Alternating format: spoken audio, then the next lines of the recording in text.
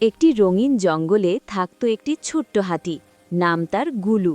গুলুর কান দুটো ছিল ছাতার মতো বড়, আর হাঁটার সময় তার পা দুটো ধূপ ধূপ শব্দ করত। কিন্তু গুলুর একটা দুঃখ ছিল, সে উড়তে পারত না। প্রতিদিন সে আকাশে উড়ে যাওয়া পাখিদের দেখে বলতো, আহা, আমি যদি একবার উড়তে পারতাম। একদিন জঙ্গলে হাসির মেলা বসল। চারদিকে বেলুন, রঙিন পতাকা আর মিষ্টির গন্ধ। হঠাৎ গুলু দেখল একটা বিশাল লাড্ডু, যেটা হাওয়ায় ভাসছে। গুলু অবাক হয়ে বলল, লাড্ডু উড়ছে।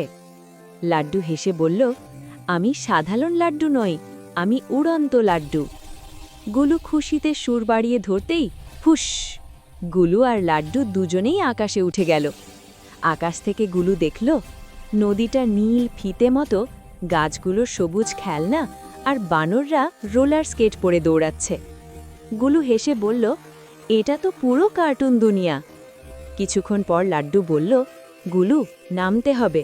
মনে রেখো, সবাই উড়তে পারে না, কিন্তু সবাই স্বপ্ন দেখতে পারে। গুলু ধীরে ধীরে মাটিতে নামল।